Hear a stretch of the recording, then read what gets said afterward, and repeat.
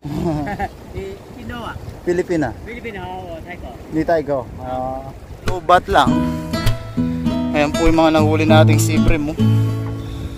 Ang dami. Ayan mga kabayan.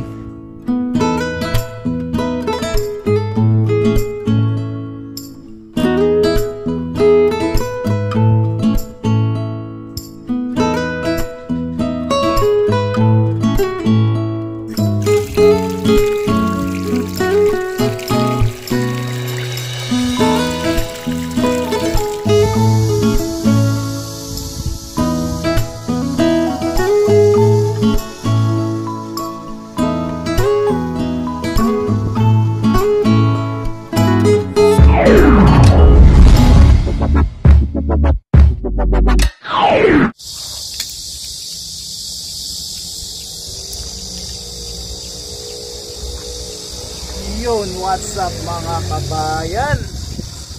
Kumusta po kayong lahat? Yan, ito po yung mga ihawin natin mga kabayan. Pero bago tayo mag-ihaw pala, yan,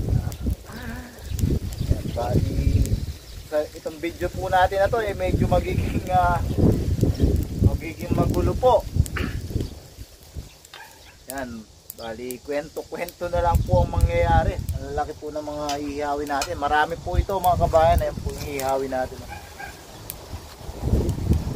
Tatlong malaki. Bali yung nga po, ang video natin ito ay magiging kwento-kwento na lang po ang magiging ano natin, video natin. Bali ganito po kasi nangyari mga kabayan. Kagagaling lang po natin yan nag-fishing. Galing po tayo sa dagat. Yan, obviously sa mga sea bream po. Pasang sea bream. Yan, na-tiyempuhan po natin. Actually, madami po tayo nahuli. Ang problema lang po ay nagka-problema tayo. Yan, disgrasya po yung ating camera. So, ito po yung nangyari sa dagat. Yan, mamaya papakita po natin nangyari yung nakuhanan sa dagat.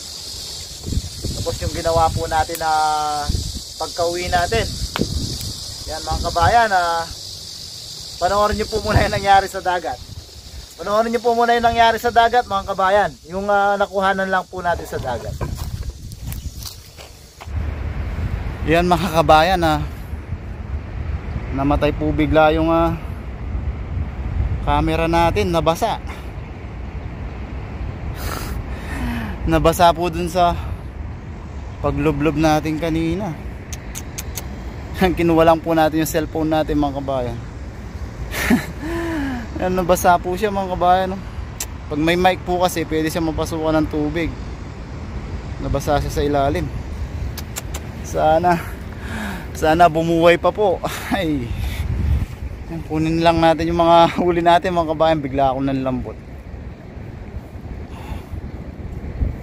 Uwi na po tayo. Ang dami pa naman nating huli. Sana inabutan pa po yun ng pakita po natin mga huli natin. Nabasa po doon sa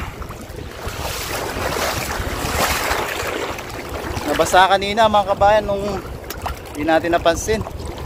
Lumublob tayo. Lambot ako. Kinuha lang po natin yung cellphone natin para mabidyohan natin yung huli natin. Ang dami pa naman natin yung huli. Tuwan-tuwa tayo mga kabayan. Ayan na yung huli natin kanina. Ito po yung nauna. Tapos ang dami po natin nasa pool na mga sea bream. Kaya pala kala ko na low bat lang. Ayan po yung mga nahuli nating sea bream. Ang dami. Ayan mga kabayan. Yan mga kabayan bigla ako ng lambot. Nakakatakot yung nangyari sa camera natin. Namatay siya. Sana ligay natin sa bigas mamaya. Gawa katulad po nung ginawa ni Kabida dati. Yan mga kabayan, pulutin lang natin to. Dami mga, ang laki po. Yan o. Yan. Pulutin lang po natin to mga kabayan, tapos uwi na po tayo. Yan, nalambot akong bigla. Ay grabe. Nakakapanlambot. Tuwan-tuwa pa naman tayo. Nasa pool natin yung mga kawan ng sea bream. So yan mga kabayan, pulutin ko lang po ito. Walang stand po yung cellphone natin. Baka mabasa din po ito. Wala na tayong gagamitin. Yan mga kabayan, pulutin ko lang po ito. Tapos uwi na po tayo. So yan mga kabayan, napanood nyo na po. Ang gulo-gulo, pero nanghihina yung puso kasi ako sa video. Kasi grabe, sobrang dami po talaga nating yung tawa po natin. Tawang ano po talaga, tawang jackpot po dun. Pero wala po, yun nga po yung nangyari. Hindi natin inasahan, hindi natin po napansin, hindi naman po natin gustong mangyari ang nangyari. Na yun nga po, hindi natin napansin. Sa kakakapapo kasi, may kinakapapo kasi tayong malaki na sea bream na apakan natin. Kinakapapo po, sa kakakapako pong ganyan mga kabayan, hindi ko napansin, lumubog siya ng kalahati yung ating camera. So yun mga kabayan, sad to say, namatay po siya. So pag uwi po natin, dahil alam natin nabasa po yung ating camera, inayos lang po nga natin yung mga isda, nakita nyo po sa video. Inayos po natin, tapos may nadaanan pa po tayo mga Thai, nangangapa sila, binigyan natin sila ng isda. Ito po. Yung mga kabayan, tignan natin mga nangangapa dito. Subukan natin bigyan ng isda ang gusto nila. Yan. Susubukan ko pa po sana videohan, kaso na-realize ko baka pati yung cellphone natin mabasa pa po, hindi natin binidyohan. So pag uwi po natin mga kabayan, pagdating po natin dito, nagpalit lang tayo ng ating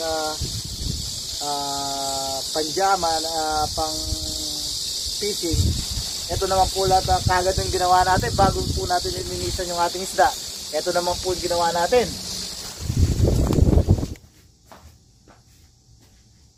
So yan mga kabayan, nasa bahay na po tayo. Yan, nanghiram po tayo ng hair blower o hair dryer. Yan, sa anak ni Marites. Yan, subukan po natin yung tapos lalagay po natin sa bigas. Dito po kasi siya napasukan mga kabayan sa may lagayan po ng mic. Tapos lagay po natin sa bigas. Gawa na, katulad nung ginawa po ni Kabida. Sana bukas sumandar na po. Grabe. Yung sobrang saya natin sa mga nahuli natin, napalitan ng lungkot. Mga mamahaling isda. Kaso kapalit nitong mamahaling camera natin. Pero ganyan talaga mga kabayan. Gusto po kasi natin na maganda yung mga kuha natin. Ayaw natin ng maingay, lalo na pag mahangin po kasi.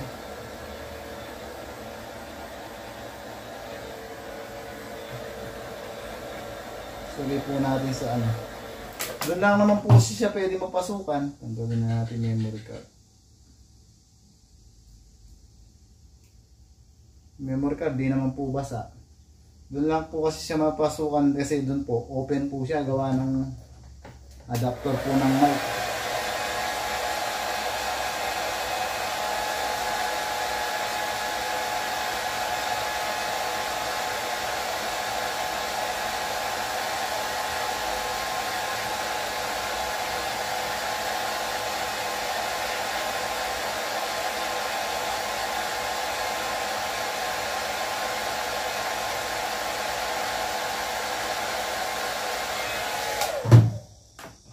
Okay na po siguro yun. Baka masobrahan naman kung ano mangyayari pag sobrang init. Yan, para ma-absorb po yung moist, lagay po natin sa bigas. Tulad nga po ng ginawa ni Kabida. Sana mag-okay po siya bukas. Lagay natin. Yan mga kabayan, lagay po natin dito. Hindi naman kaya siya mapasukan ng bigas. Yan. Yan mga kabayan, sana mag-okay pa po yung ating camera. Nakakapanlambot man. Yan, linisin na po natin yung ating mga huli mga kabayan. Ayan mga kabayan, yan po yung mga nahuli natin. Oh, grabe mga kabayan. Kung di pa po nabasa yung camera natin, mas makarami pa po sana tayo. Kaso nabasa nga po. Yan, mas pinili na po natin umuwi para mapatuyo natin siya. Yan, linisan lang po natin mga kabayan. Siguro mag-ihaw tayo.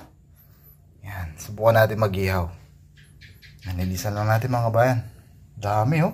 Grabe.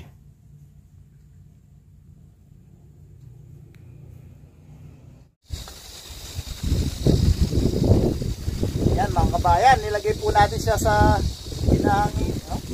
Binlower po natin siya para matuyo-tuyo po siya. Tapos yun po, nilagay nga po natin sa bigas. Hopefully mga kabayan, by tomorrow, bukas na po natin siya, bukas na po natin siya titignan doon sa may bigasan. Hopefully, mag-okay po siya ng ating camera. Dami pa naman mga kabayan, dami po natin nahuli. Isang planggana, isang batya na po yun, yung stainless natin na batya. Ganun po karami yung nahuli natin si Ibrahim ngayon. Yun, binigyan na rin po natin yung si Marites. Si Marites naman po yung nabigyan natin kanina. Tapos yung iba,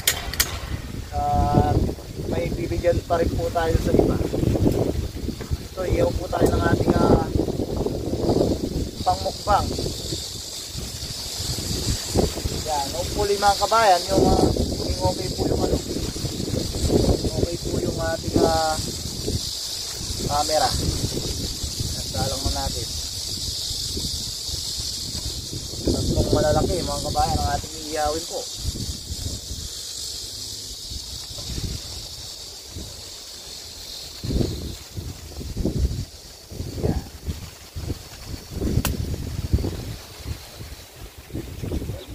Lang natin ng madalas para hindi sila masunog.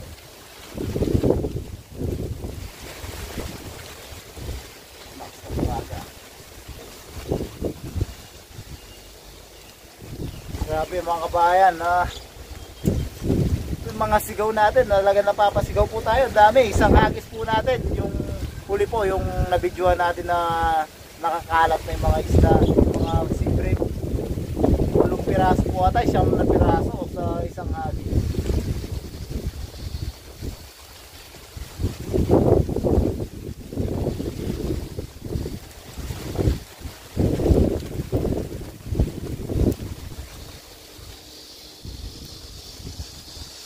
Kung hindi pa po sana nabasa yung camera natin mga kabayan, mas marami pa po sana tayong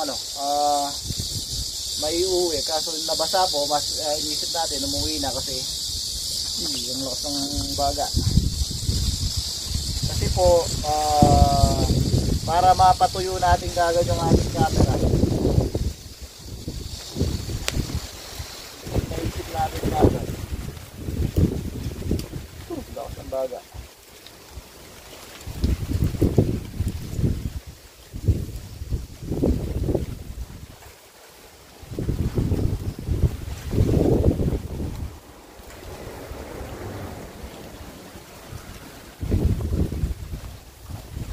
Pilit lang natin mga kabayan.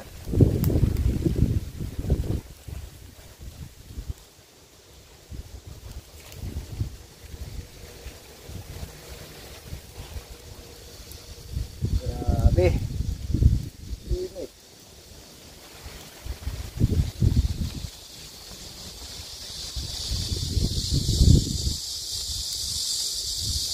Yan.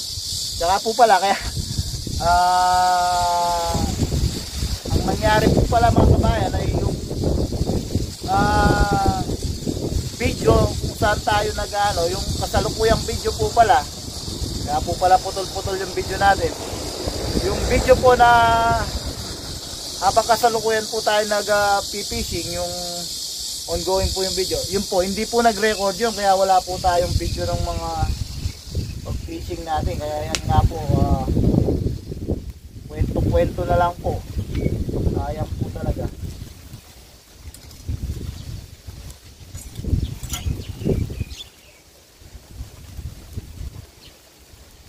Grabe yung tuwa ko pa naman mga kabayan.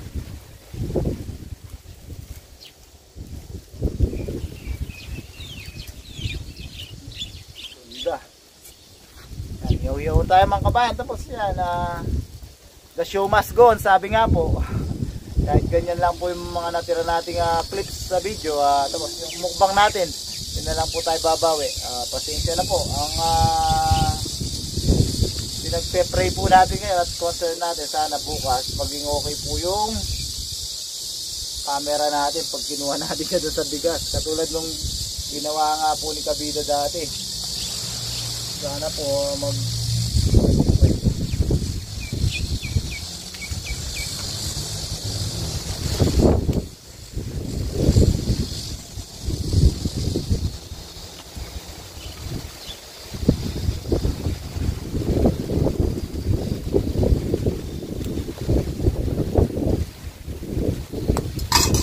nakapag-share din po tayo doon.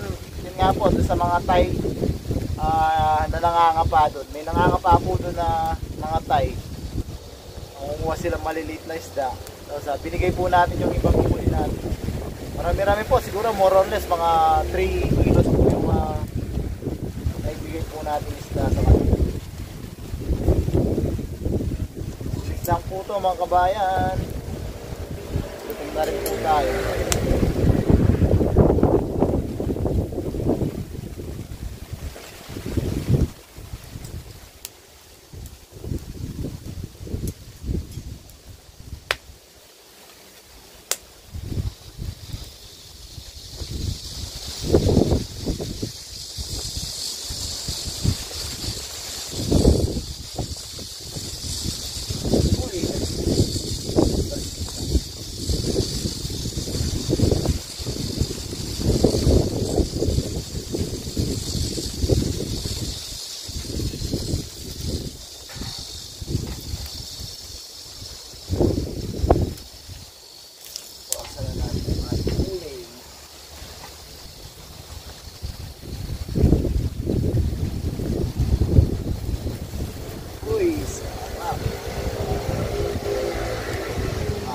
Mga kabayan, no? Pakita po natin.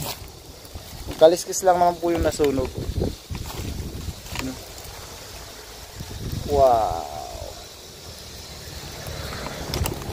Kaya mga kabayan, maya po ay naisip ko pa rin po talaga yung camera natin. Samahan niyo po ako sa pagmumukbang. Yan, malapit na po maluto ito. Yan mga kabayan, ito na po yung ating inihaw. Yan. Pray po muna tayo mga kabayan. Nakakuha po pala tayong talong mga kabayan na yun. Kumuha tayong sili kanina doon. May nadaanan tayong talong. Sinama na natin. Lord, maraming salamat po sa biyahe na sa aming harapan. Maraming salamat po sa kaligtasan binibigay niyo po sa amin sa araw-araw. Pag-iingan niyo po sa aming trabaho, sa aming pangingisda. Ganun na rin po sa paggabay nyo sa pamilya namin sa Pilipinas at pag-iingan nyo po sa aming mga viewers. Bless nyo po sana lagi Lord ang mga nanonood sa aming mga video. Sana po patuloy po kami makapagbigay ng kaunting aliw sa kanila. Tantangin po namin hiling Lord. Sana po lahat po na may karamdaman at sakit ay mabigyan po sana ng karampatan lunas at kagalingan. Amen. Yan mga kabayan, kuha na po kayo ng yan po. Yan, hangin, lakas ng hangin. Sarap ang presko. Nahin natin yun, talong. Mga kabayan, no? Grabe. Yan.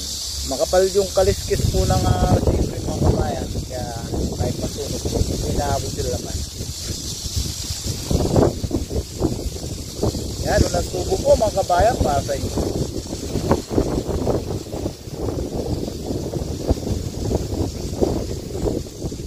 Ay, thank you Lord, kanya manabapa. Ay na po tayo. Pagpang tayo ng isda mga kabayan. Kunti lang po yung kanin natin.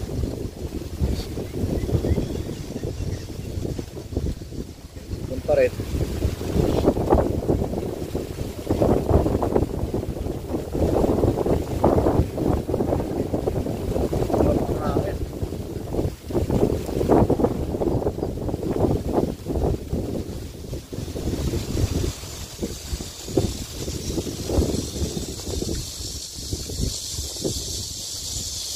Grabe mga kabayan, ito na po sana yung pinaka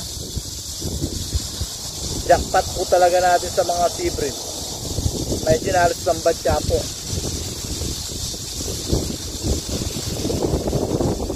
Kaya lang, pero hindi po maiiwasan yun na iningatan naman po talaga natin, kaso aksidente po talaga. Natuwa po kasi tayo talaga na apakan ko po yung isa. Ramdam na ramdam ko po sa gilid ng talampakan po mga kabayan. Sobrang laki po. So natukso akong yan, nagpatukso na naman tayo. Sinubukan ko po siyang i-grab na ganyan. Tumagilid yung camera natin. Pero hindi ko po napansin na hindi ko po napansin na nabasa. Yun lang po yung pwedeng explanation po natin sa nangyari. Nalublob po siya.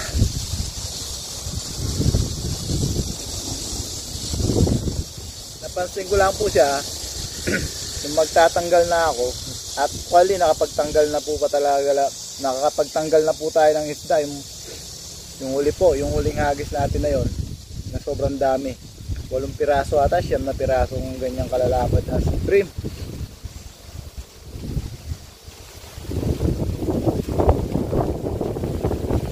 Napansin ko po hindi na siya nagre-record. Kala ko na lowbat. Kumuha po tayo ng baterya, palit tayo, ayaw pa rin mabuhay. Doon ko naisip, nababad po pala siya. Gusto po kasi natin naka-mic mga kabayan, yan, lalo na pag ganyan po sobrang hangin. Ang balat niya makapal mga kabayan. Kaya kahit masunog po siyang ganyan, okay lang yung laman niya. Hindi po, luto po yung laman.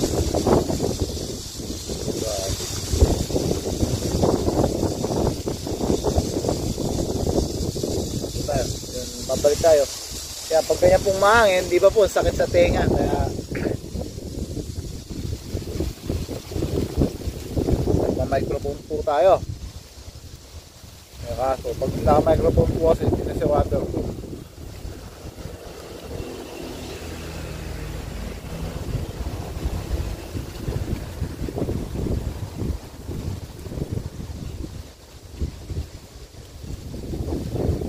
Hopefully bukas mga kabayan, buhay pa po yung camera natin. I-play po natin yun.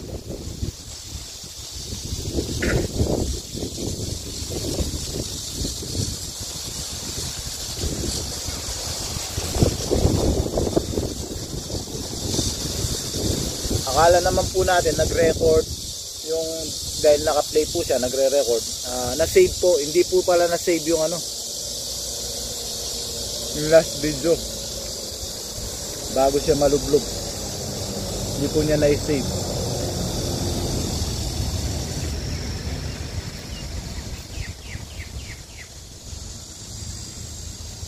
Sana po nakita yung mga huli natin, talagang grabe sigaw natin mga kabahan.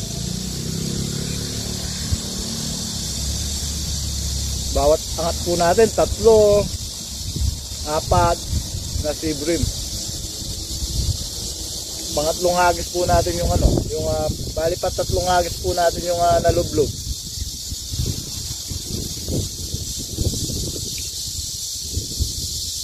May nahuli pa po tayong snapper o mga hagat.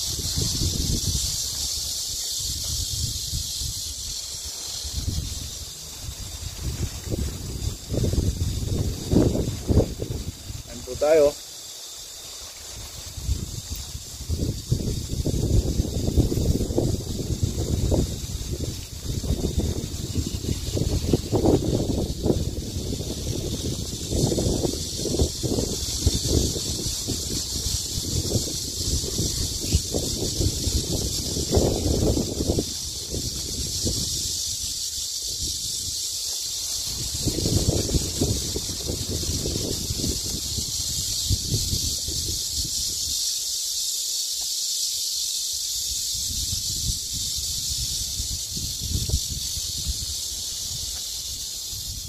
Paliskis lang po yung sunog. Pag hindi po kasi pinaabot na masunog to, hindi maluluto yung loob dahil sobrang kapal po ng paliskis ko. Kapal na laki. So meaty po talaga yung isda na to. Kapal tayo.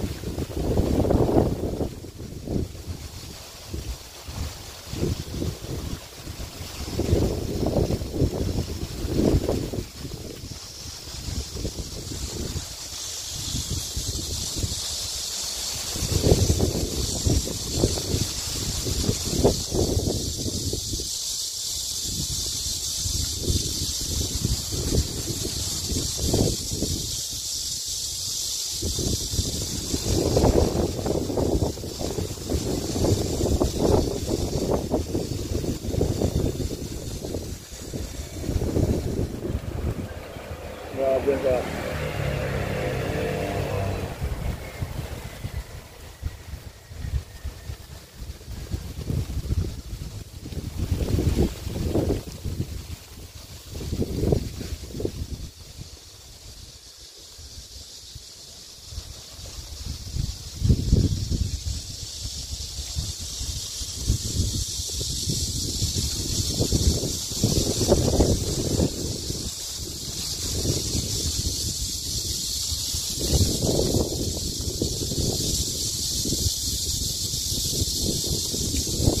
Ito, sabahan po natin yung mukbang natin.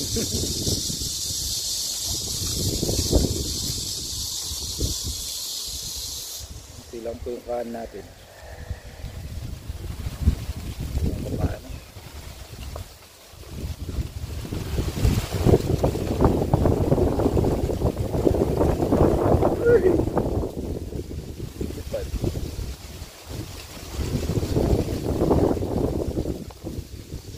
Grabe yan, pag ganyan po kalakas ang hangin, sakit na po sa tenga mga kabayan.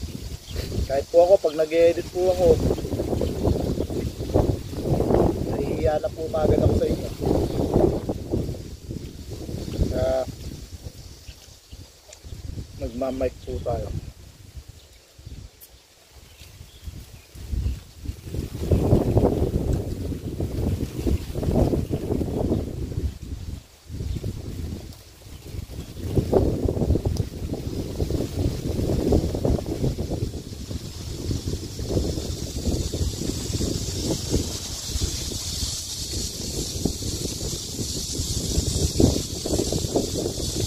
Ulit mga kabayan.